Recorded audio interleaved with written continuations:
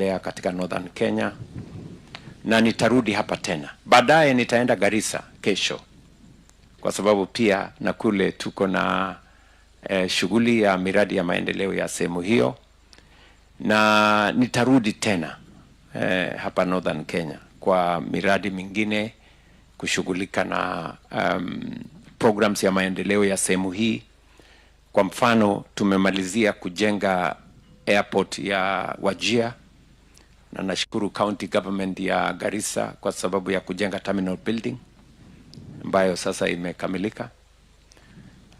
Pia nitarudi hapa, tume expand runway ya Wajir, na kama vile wananchi wa hapa waliniuliza, sasa tuta expand ile terminal building na tuwe na civilian terminal building, ndio tu ache terminal building ya wanajeshi, tuwe na ingine ya wananchi ya maraia. Vile vile nimezungumzia jana pia Mandera. Muliona karibu miezi 2-3 iliyopita kulikuwa na ajali kidogo ya ndege pale, kwa sababu ile airstrip iko katikati ya town, na tulikubaliana na wananchi wa pale na viongozi ya kwamba tutaitoa nje, na tayari panga vile serikali itajenga airport mpya ya watu wa Mandera, katika harakati ya kuhakikisha ya kwamba kila sehemu ya Kenya inashughulikiwa na miradi na mipango ya maendeleo. Na tunafanya hivyo sio Northern Kenya peke yake, tunafanya hivyo sehemu zote za taifa letu la Kenya. Specifically tunazungumzia kuhusu Northern Kenya kwa sababu leo tuko hapa, na kwa sababu vile vile tunajaribu kusahihisha ile makosa ilipatikana pale nyuma, kuhakikisha kwamba sehemu zote za Kenya tunashughulikia.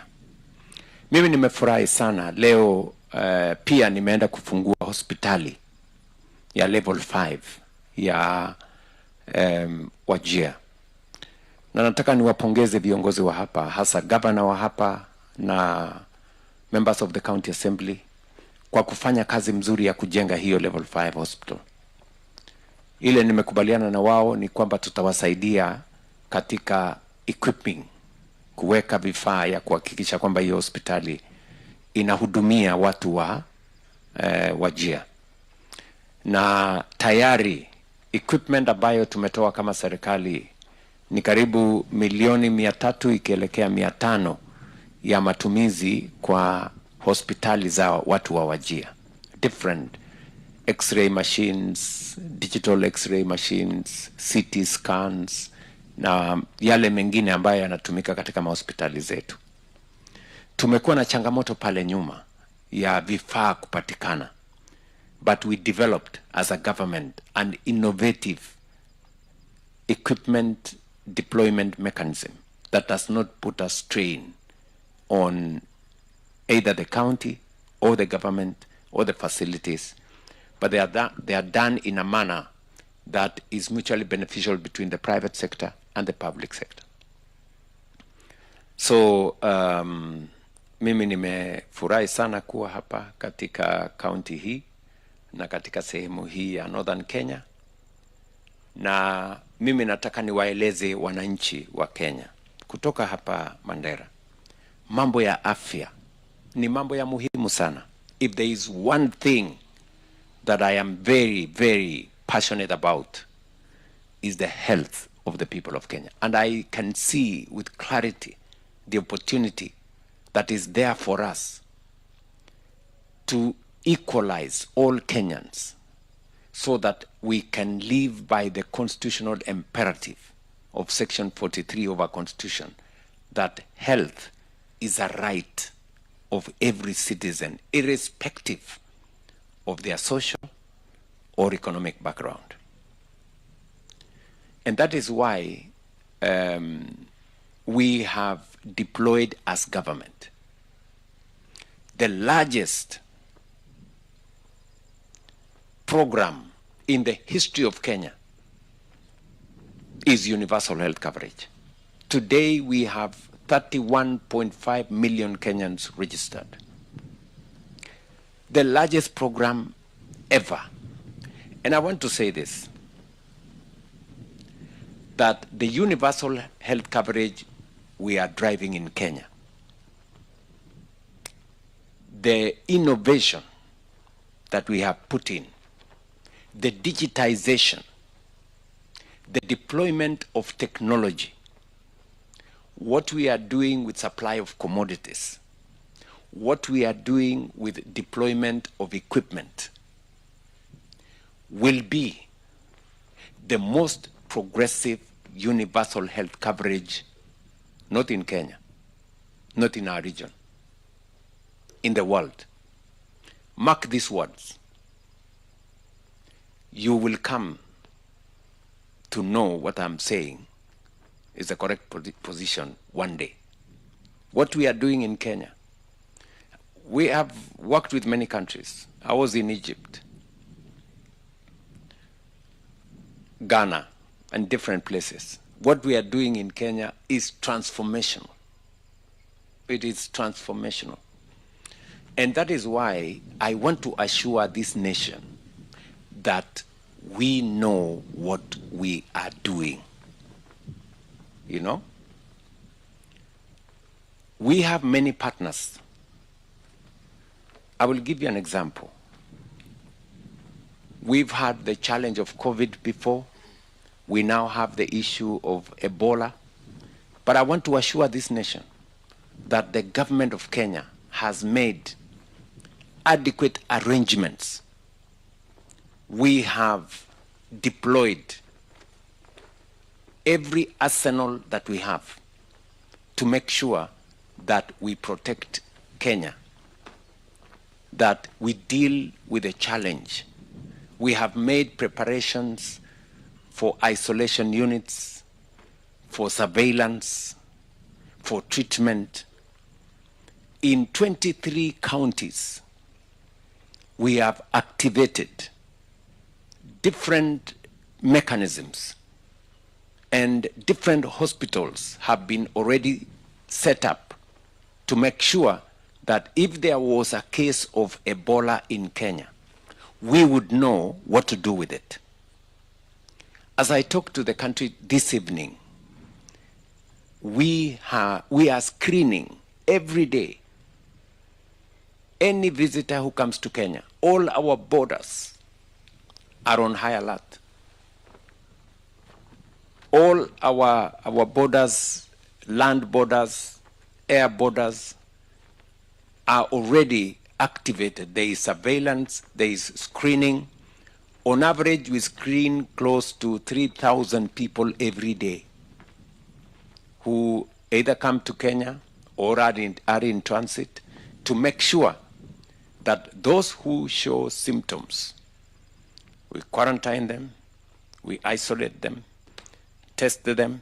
Fortunately for our country, not a single person tested has tested positive for Ebola. And I want to ask leaders and citizens who have any doubt on the level of preparedness by the government of Kenya, that they should not have any such doubt. Our partnership with our friends, the American government, is a partnership that is mutually beneficial to us and to them. When President Trump asked the government of Kenya to support them by having a center in Laikipia Air Base, I gave the okay, because it was an agreement and a partnership with friends who have worked with Kenya for 30, 40 years. The American government has supported us They have deployed huge resources in Kenya to work with us on HIV/AIDS, to work with us on other diseases. They worked with us on Ebola. In fact, KEMRI was one of the institutions that worked on research on the vaccines for COVID, because we have a solid partnership with America and other partners. So the facility that is at Laikipia Air Base is not a facility different from all the other facilities that we have across Kenya. We have 23 other facilities set up in Kenyatta Hospital, in the police hospital in Nairobi, in Moi Teaching and Referral Hospital in Eldoret, in Kenyatta Hospital in Thika, in Alupe Hospital in Busia, and in many other areas. And these facilities are meant to make sure that there is proper screening, and if there is any positive identification of people who have Ebola, then immediately they are isolated, they are treated so that we avoid any spread of the disease. So I want to ask those who are questioning our preparedness or our preparing to make sure that we deal with a challenge, if ever it gets to our country. What are they telling us? They are telling us we should not prepare. Are they telling us we should not be ready? And the fact that we could end up with a case is not far-fetched. We have security people serving in Congo DRC. We have thousands upon thousands of Kenyans in DRC. If, for whatever reason, they were to become victims of Ebola, we would have a responsibility as a country to treat them.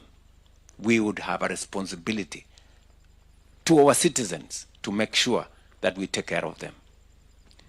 What the American government is doing is to work with us in partnership to build the capacity to make sure that if ever we needed a facility, that facility will be there to serve the people of Kenya and to serve our friends, including the Americans. And let me say this, for the avoidance of any doubt.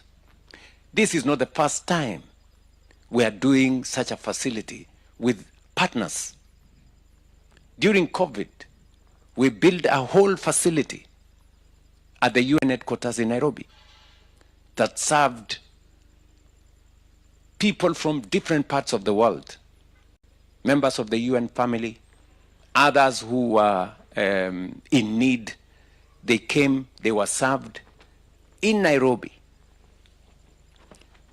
I am wondering why anybody would want to politicize, to mobilize negative politics on a matter so serious as a pandemic. You know, we are a responsible government. We know what we are doing.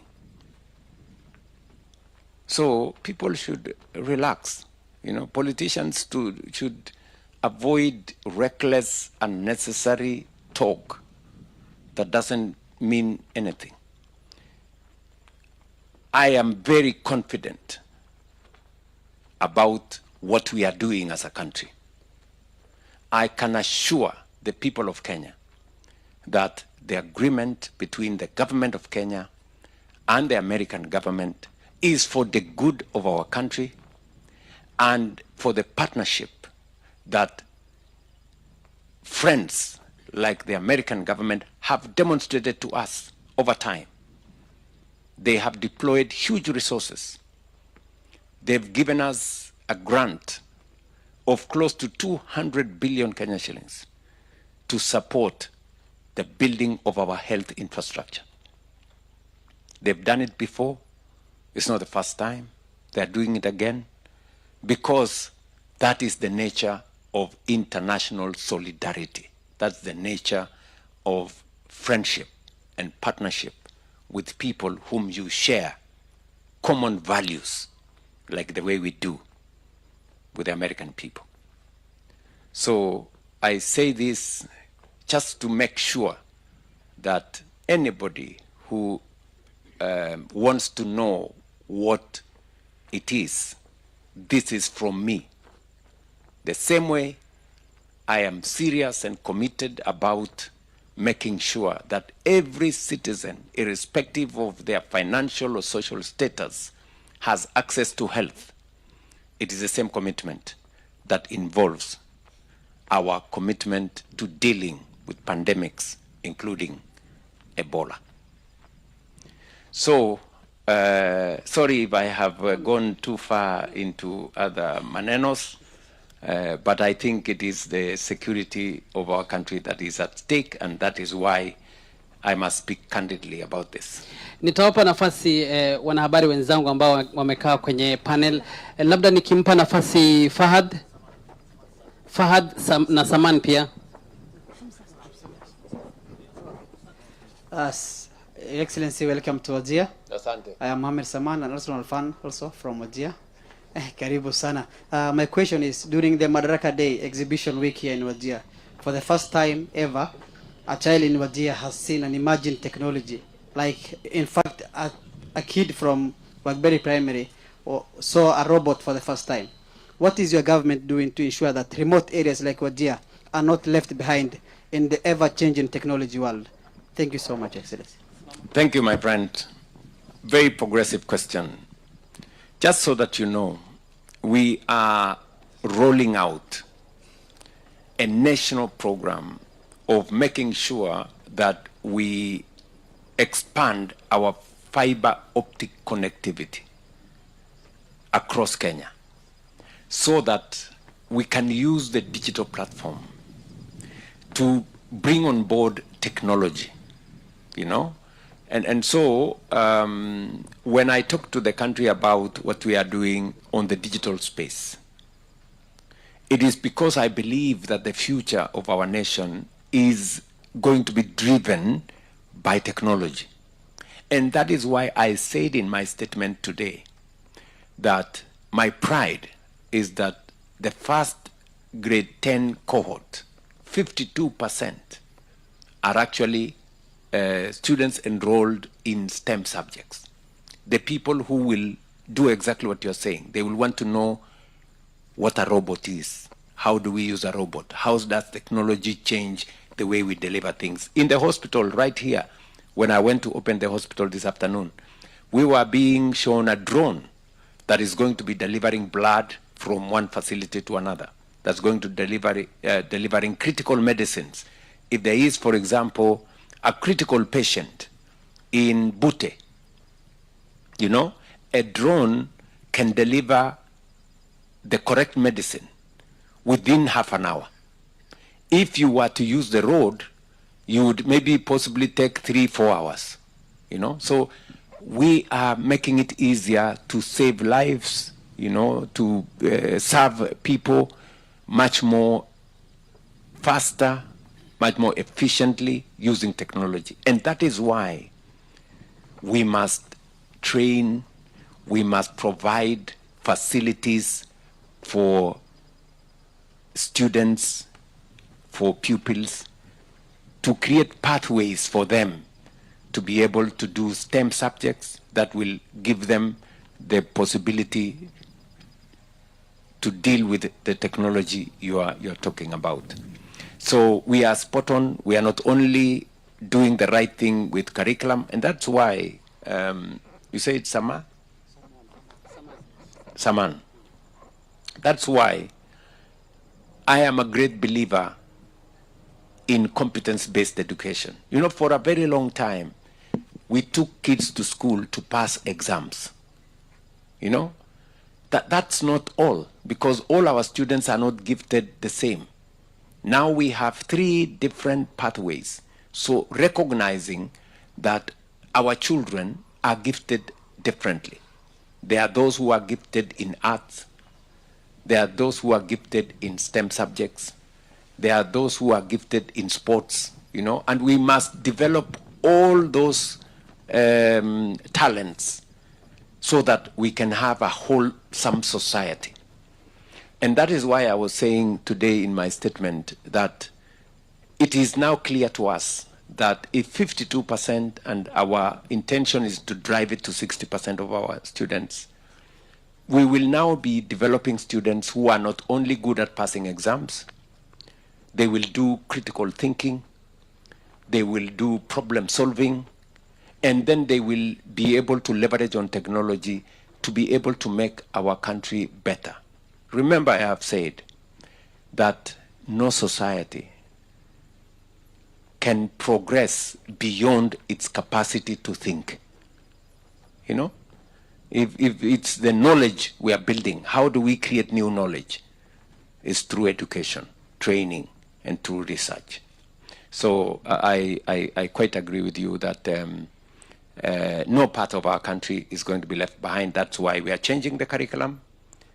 We are making sure that we mainstream that curriculum, and we are deploying technology. You heard me say we are building workshops and laboratories, 1,600 of them, in largely remote areas, part of them in this part of the world, to make sure that we expose our pupils and our children to the right learning tools for them to be able to participate meaningfully in driving the nation into the future. Labda swali la mwisho kutoka Mandera. Thank you. Good evening, Mr. President. Welcome to Wajir County. There was a question that you have previously asked. Olisema, when you formed the government, you had reached out to the former president, His Excellency Uhuru Kenyatta, and the late former Prime Minister. What did the former president say about that? Did he agree to work with you for the betterment of the nation? Well, my friend, that's a difficult question, because I do not want to offend people. It's not necessary. But that does not stop me from working with, I have many friends from across the nation. And I reach out to as many as I can. And I work with people from across Kenya at different levels. There are those who want to work with me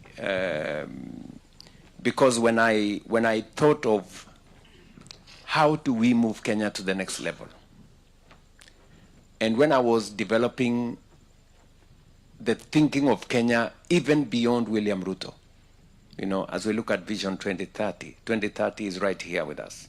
How do we stretch out that vision further? And that is why I was saying that we need to fundamentally do 3 things. Number 1, we need to generate energy. We do not have enough energy. Number 2, we need to develop more infrastructure, especially transport and logistics infrastructure, roads, toll roads, highways, airports, seaports. You know, that is, we need to put in money there.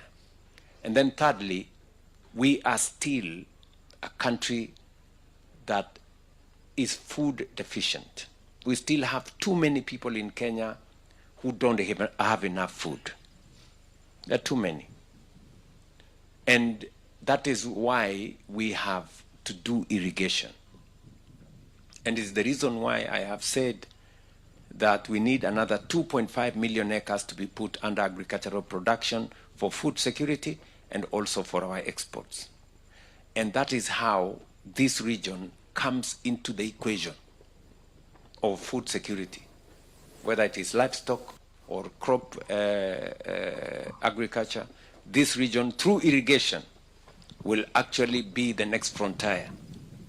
And when I was proposing some of these things, I discussed with the former Prime Minister. I explained to him my thoughts, and he agreed with me. I also sat down with the former president, and I told him, this is what I am thinking. And I asked them to work with me to develop, the next 15, 20 years of what Kenya should look like. Yeah.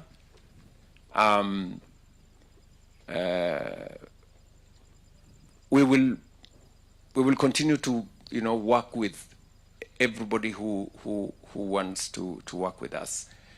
Unfortunately, some people are short-termist. They are looking at the next election. The next election is okay. We can discuss about the next election. But what is important for Kenya, it's not necessarily the next election. It is, how do we see the next generation? How do we see Kenya beyond the leaders who are here today? Because that is how countries that have succeeded have stretched their imagination and their thinking for them to take the country that far. And I just want to give you my assurance, my friend, that I will work with all the leaders who are prepared to think about Kenya beyond their, their communities, the next general election, the next, or their region. I mean, this country is way, way greater than any person, any election, or any region. We are stronger together. We are stronger as one, and not not divided. Nitampa nafasi ya mwisho labda Fahad, lakini kabla hayo Bwana Rais, wenyeji wa Mandera wanaulizia swala la ukosefu wa stima. Umekuwa pale Mandera, kumekuwa na generator imepelekwa pale. Kwa mara moja uliwaahidi kwamba utatoa stima nchi jirani ya Ethiopia. Mpango huu umeishia wapi? Mpango huo inaendelea. Nimekuwa hapa na governor wa Mandera, niliongea naye jana. Nimekuwa hapa na senator wa Mandera na viongozi wa Mandera. Mbunge wa Mandera Town alikuwa na mimi leo akiniuliza mambo haya, na nimeshawapatia taarifa mahali tumefikia kama serikali. Tulipeleka, kwa sababu kwa sasa inahitajika karibu megawatt 3 ya stima. Tulipeleka transformers mpya kule. Shida kidogo ikatokea kwamba katika ile kutransport zile transformer kuna yenye iliharibika njiani na inarekebishwa, na nishawapatia hakikisho kutoka kwangu ya kwamba wizara ambayo inahusika, wizara ya kawi, inashughulika na haya maneno, na mimi mwenyewe nafuatilia kuhakikisha kwamba tunatatua tatizo hilo. Pia hapa Mandera, Wajia. Hapa Wajia, pia hapa Wajia tuko na mpango tayari. Tunafanya procurement sasa ya karibu shilingi bilioni 2.5 kuhakikisha kwamba tuna generate kupitia kwa solar megawatt 8 ya watu wa hapa Wajia, na solarization na hybridization, ndio tuhakikisha kwamba tunapunguza ile diesel inatumika hapa, na tunahakikisha kwamba kuna stima ya kutosha. Fahad. Thank you. Your Excellency, thank you. My name is Ahmed Hussein. I work with Standard Media Group. I have 2 questions, Your Excellency. The first one is, does it bother you when people say must go? Does it make you feel exhausted trying to do too much, yet people don't look like they appreciate? My second question is, regarding Gachagua and the opposition today said it was wrong for you to hold Madaraka Day celebrations here in Wajir, yet people from this region need basic infrastructure like schools, in the water, health sector.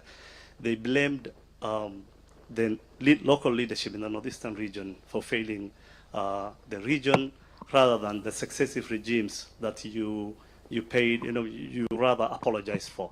Thank you. I think you have helped me answer the question. Because those who are complaining about us holding Madaraka here, they have done absolutely nothing about the situation in this part of the world. It is my administration that is changing northern Kenya, practically, with roads, with electricity, with water, with housing, with markets, with hostels, here in northern Kenya. And it just confirms to you that those people have no vision, they have no plan, they have no agenda. They have nothing to offer except criticism for the sake of criticism.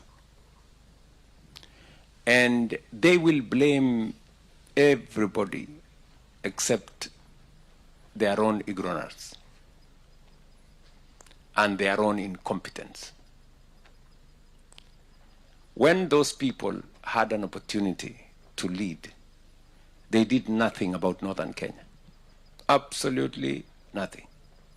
Some of them have been in leadership for long, right? So I don't think we should bother ourselves with those ones. Those ones are just wasting our time. And must go, must come, must do whatever. That's the beauty of democracy. You can say whatever you want. You can chant whatever you want, one term, Kazungu, and all the others. But they don't bother me one bit, because bottom line, the people of Kenya will assess every leader on account of their track record, of their vision for the nation, and of their plan for the future of Kenya. Kenyans listen. You know, when I talked to the people of Kenya in the last election, and I told them I was going to do this about the economy, I was going to do this about agriculture, I was going to do this about education, I was going to do this about health, I talked to them about housing. Today, I can face the people of Kenya and tell them, when I told you about the economy, I have sorted out inflation, I have dealt with exchange rates, I have dealt with interest rates, and today we have saved more money than ever. I can face the people of Kenya and tell them, I told you something about agriculture, that I was going to change agriculture. Today, I have transformed agriculture. Fertilizer prices have come down. We have removed cartels in the sugar industry. We have removed cartels in the coffee industry. Today, farmers are earning more money in sugar, earning more money in coffee. You heard the statistics today. Our meat exports has gone up by 80%. Our dairy product has gone up from 4.9 billion to 14 billion shillings. So I have transformed agriculture, and I am ready for the exam on what I committed and what I have done. I made a commitment that I was going to sort out health. Today, from 8 million people in NHIF, we have 31 million people. From the monies that were being disbursed by NHIF, close to maybe 25, 30 billion shillings a year, today, in 1.5 years, we have disbursed 150 billion. 3 or 4 times that used to be done by NHIF to our health facilities.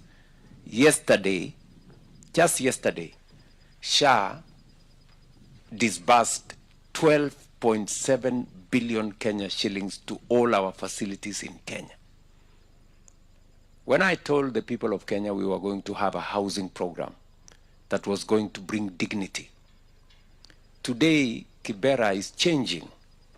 I want to challenge you to go to Kibera. Just go to Wajir here. See what housing is doing to our skyline.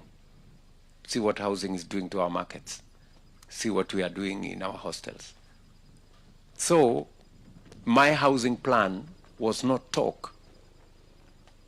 It wasn't just promise. Today, I can face the people of Kenya and show them what I have done.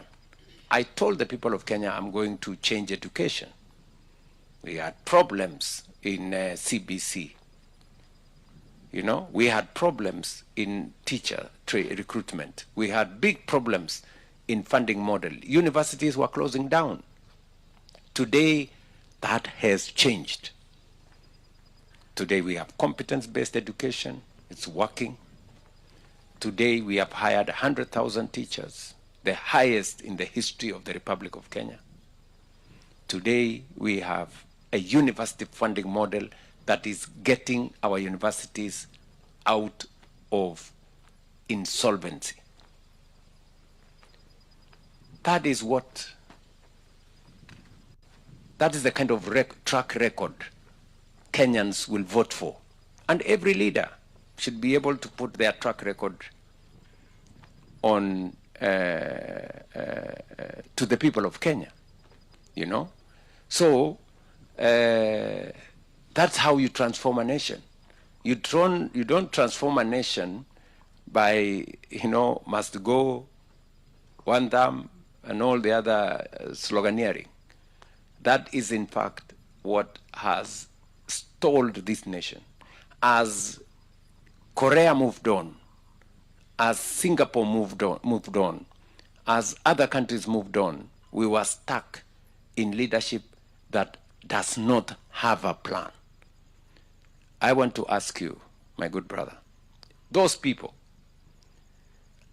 I will challenge them to come and compete with me on my track record, my commitment to the people of Kenya, and the plan I have for this nation. And the people of Kenya are going to judge which leader has a better plan than the other one. Kenyans are not going to judge anybody on account of how much you shout one slogan or the other. They are going to want to know, how is Kenya going to change? How are our children going to go to school? Which opportunities are we creating for our young people? How are we creating wealth? How are we dealing with poverty? And how are we dealing with insecurity and all the other things that challenge our nation? So don't worry about those people. We will deal with them at the right time. Shukran sana Bwana Irens. Naona kuna maswali mengine, lakini hapa pia kwa upande huu napelekwa mbio kidogo. Tumeshukuru sana muda wenu watazamaji kwa kutizama mahojiano haya moja kwa moja kutoka eneo hili la Wajir.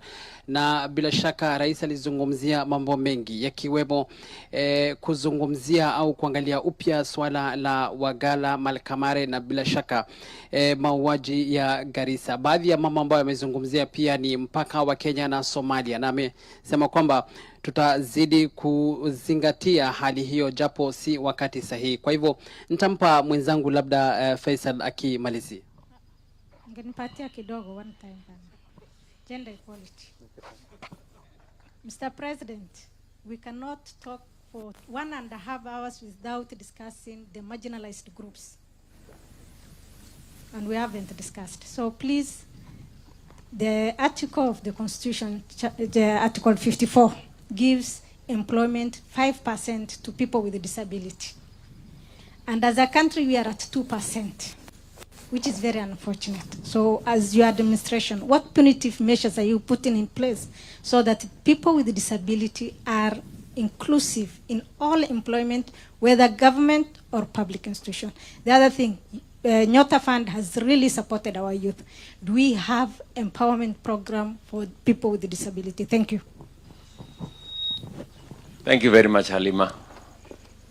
And just to assure you that the issue of inclusion is not an event. It is a deliberate process. You know, it will not happen in one day.